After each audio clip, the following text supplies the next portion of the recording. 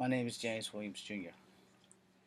This video is not for children, and this video is for people who are not made of glass. If you are very sensitive, if you are female, if you are very sensitive, and you are male, get the hell off this video right now. This video will hurt your feelings on every possible fucking level. If there's a feeling to be hurt, this video will probably do it. But I'm going to lay down 99.9. So you either down with it or you're not. If you're not, click off. Okay, so this video is called Emotional Damage. Alright? Because I am a victim of being damaged emotionally, I feel I can make this video now. Okay, so 8 years ago I got my heart destroyed. That's not what this video is about. This video is about the emotional damage that we do to each other. And if you have been emotionally damaged like me, then this video is for you. If you have not been emotionally damaged, this video is not for you. I'm also going to leave off names of people. But I've basically been emotional damaged all my fucking life. It took me a while to realize it. It may have took a little bit of PTSD from the military to realize it. But yeah, I have had some systemic mental and emotional damage done. The human heart is not something that you should play with. The human emotion is not something that you should play with. And because I've had family members who have been killed by assholes who either couldn't handle breakups well or couldn't handle jealousy well, basically murder some of my siblings in jealous rage. I never want to be that guy. I never want to be that guy who can't handle the breakup so bad that I kill the person that I'm supposed to love. Because that's not love. That's obsession. There is a difference. So 8 years ago, like I said, I had my heart ripped clean out of my chest. A woman that I wanted to marry. A woman that I will love until the day I die. I'm not going to lie about that. Everybody who knows me personally knows exactly who the fuck she is. So in 2 months, my 8th year of being without her anniversary will be coming up in July on the 27th. Alright? Why is that important? I will tell you why that's important. The 27th of July has a very valid day for me. It always will until I'm dead. Alright? It was the day we met. It was the day we ended. It was also the day I came home from Fort Benning, Georgia with my honorable discharge. So that day will always hold some significance in my life. I've also cracked that day. I cracked twice that day, maybe 3 times. But just know I cracked. So I did have to get some psychology help. So, you know, I don't have a felony. I don't like guns. I do have a bow and arrow. And I'm not a psychopath. Alright? Now, my psychiatrist got me through some stuff. She helped me get through stuff. My mental illness isn't what you would consider a mental illness because I don't think they claim depression as mental illness. My PTSD came from me not being able to stay in the military. Alright? And I talked to my psychiatrist, Dr. Bishop, about this shit a lot when I was going to her. And then, you know, I've been through a lot of shit in my life. I've never really had a great life.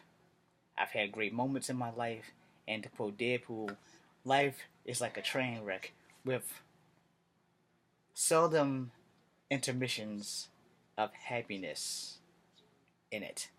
So in other words, life is full of shitty moments, and some people are solely responsible for them, and the best you can do is move on, you know, and move forward. So in my hard breakup, you know, I had a hell of an adjustment. You know, I ain't gonna lie, I do still love the girl, and she's the love of my life, even if I'm not hers. I know she's not watching this video, and this isn't going on Facebook.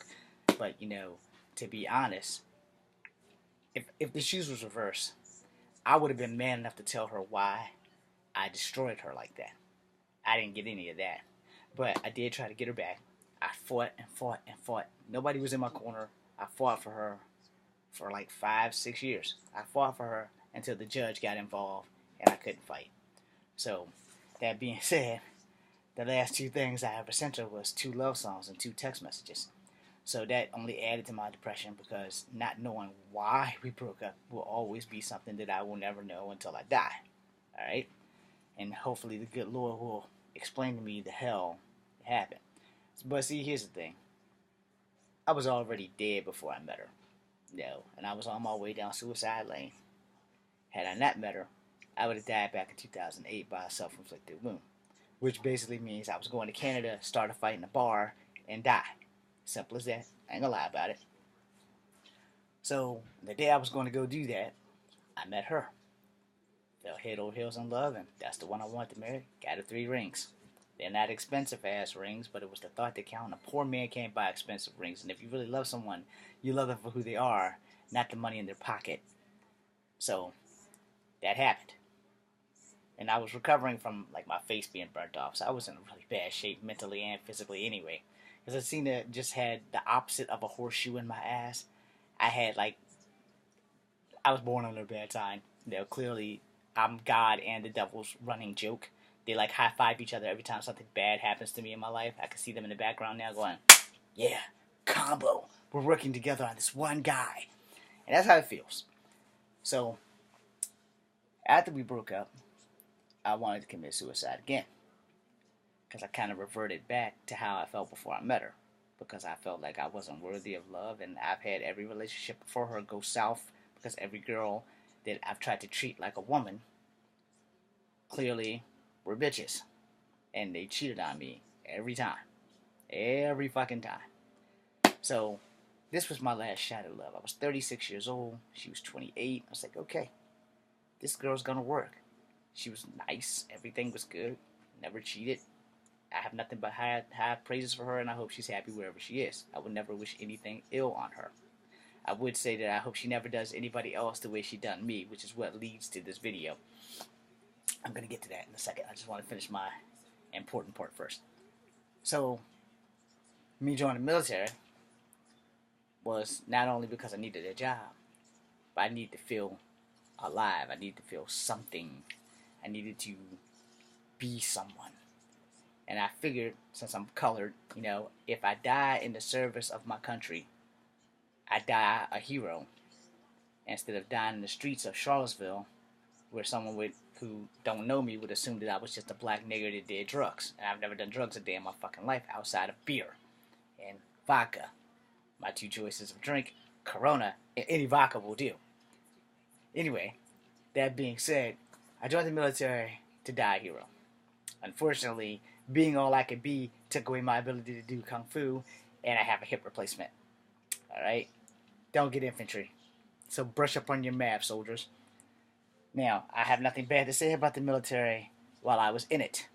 I'm going through some military shit right now that I'm out of it. And been going through some military shit since I've been out of it. But I did have an honorable discharge. We'll go into that another day. If you ask me personally on the street, I will damn sure tell you what happened. But anyway, that being said, Fort Benning dropped the ball, which is why I had to get a hip replacement. Because they didn't give me a full body exam to check me out. They just went with what I said, and I'm not a doctor. So what I said is what the doctor went with instead of fully checking me out, and that's called being royally fucked. Now, let's get back on to my point of emotionally damaged. I've had 2 cousins, I'm leaving their names off, both females, killed by their boyfriends. Alright? So you don't fucking play with people's emotions. Alright? You don't. If you are a jealous person, you have no right to be in a relationship. Because let me explain this to you. I'm an ugly man. A very ugly man. And if I have a hot chick, I gotta let her be the hot chick that she is. She's coming home with me. Hopefully she's not cheating.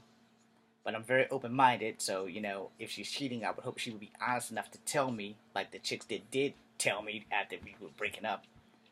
But, don't let me find out by somebody else's mouth. And that was a issue for me, too. And then some people do try to break you up just because they're not happy. So you have to learn how to decipher. They're not cheating until you walk in and catch their ass with a dick inside them. Then they're cheating, because then you're seeing it for your own eyes. Alright, what happens next is like a reason why you don't play with emotions of people. I've had a friend, we've had just barely got out of high school, and he killed his girlfriend and himself. So I've been there, and I've always said I'm never gonna be that guy. Yeah, I'm never gonna be the guy who kills his girlfriend and himself. That's just not the way I'm gonna roll. She don't want me. Okay, just give me a reason what I've done wrong, and then I'm gonna leave you alone. In my last relationship, I had to move on by force, not by course. In 8 years to the day, I still have no answers because I never cheated on her. She suggested a threesome. We did that. Her idea, not mine. Didn't get to enjoy it because I didn't want it to be thrown in my face. You know, you can't have relationships without honesty.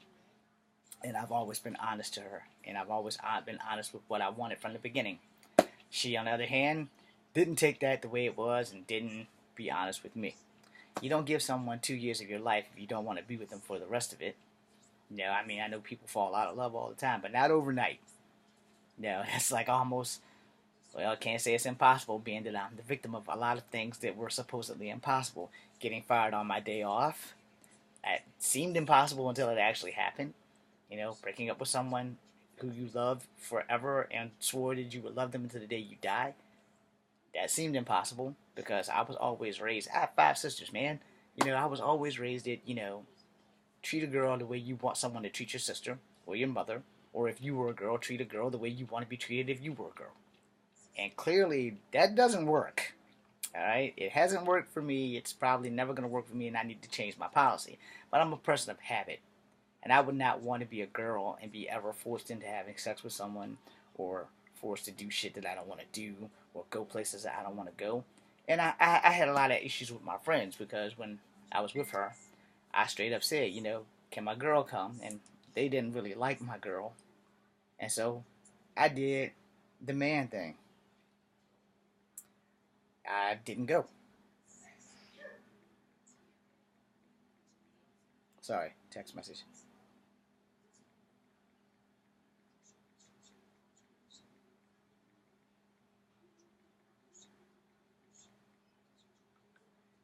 Anyway, that being said, you know, I did the man thing, or at least what I thought was the man thing. And if my girl wasn't welcome, then I'm not welcomed. Alright? And that's how I've always been with anybody who didn't like the girl that I brought home. And we still friends and we still family. But you know, that's the woman I'm trying to marry. That's the woman supposed to be my future baby mama. So you better believe that I'm gonna do everything I can to make that happen. However, unfortunately, that shit didn't work out. And I got into a lot of tiffs and stuff with my friends over her. You know, we don't talk about that now. You know, and like I said, I still love her. I'm gonna love her until the day I die. She is the love of my life. I'm never gonna see her again. She made legal sure that that happens. So you know, I did say she got me for harassment charges and stuff like that, which is another reason why I'm afraid of the Me Too movement. But you know, that being said, losing people the way I lost my friend from high school, him and his girlfriend, they both were my friends, just not at school. But we were friends outside of school. Nobody really fucking knew. Um, that fucked me up because I never thought that that would ever happen. But my friend was jealous over his girlfriend, and she was a beautiful girl. She was a very beautiful girl, you know. And I never ever thought I'd see the day where they would break up because they had a child together. And people break up. I come from a divorced family, but I never ever thought that he would shoot her and then shoot himself. Never. Never. And I don't ever want to be that guy. Ever. Then a few years after that, another family member, he wasn't family by blood, but he was kin to one of my family members. He was kin to my cousin on his mother's side, but he was like a big brother to me. Kept me off the streets, told me to stay focused on kung fu, don't fuck with drugs or he'll beat my ass. All the shit he told me not to do because he had already done it. He'd done his time. And he swore he would never go back for anything. So, he went through some shit. And he, did the same thing. And, again, that fucked me up. Because I never thought that he would do something that fucking blazing. Because, you know, you do shit in life. You know, you do. You do shit in life. And you either live to regret it or you push through. Or you just get in that finite area of, okay, let's adapt and adjust. Then it happened the third time, and a fourth time, and after that, I'm like, damn, man, I don't ever want to be the guy who I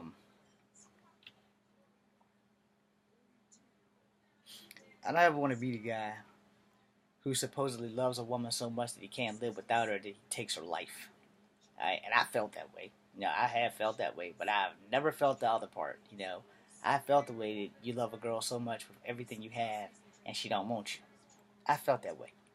But here's the thing: no matter how much you love someone, I've learned this, so I preach this. You can never make anybody on earth love you. You can't. Killing them ain't helping you. And it ain't helping you, and it ain't helping them, so why would you do something that's stupid?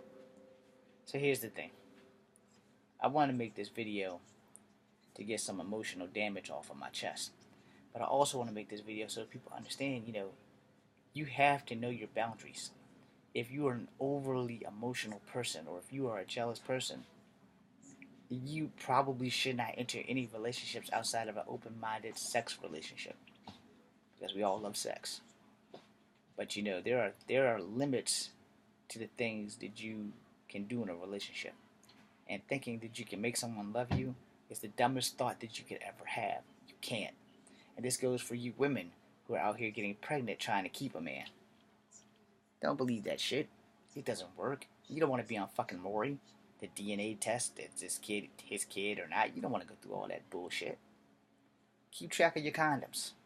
Keep track of your dicks that you ride. And for men, keep track of your condoms and keep track of the pussy that you're sticking your dick in. If you don't want to have a baby with this person, don't get them pregnant. If you don't want to do your job as a parent, don't get pregnant. Don't get them pregnant. Because being a parent, that shit is not fucking easy. That is just like the hardest job on earth. Plus, you got to keep food in their bellies and clothes on their back and a roof over your head. And you can't do that with someone who does not want to be a parent. So you have to have enough common sense. And I'm speaking to you ladies specifically, because I'm looking out for y'all. I'm really going to lose my macho man card with this. But, ain't nothing wrong with fucking. Ain't nothing wrong with just straight up fucking. But don't get pregnant by these motherfuckers. I know you see them lights.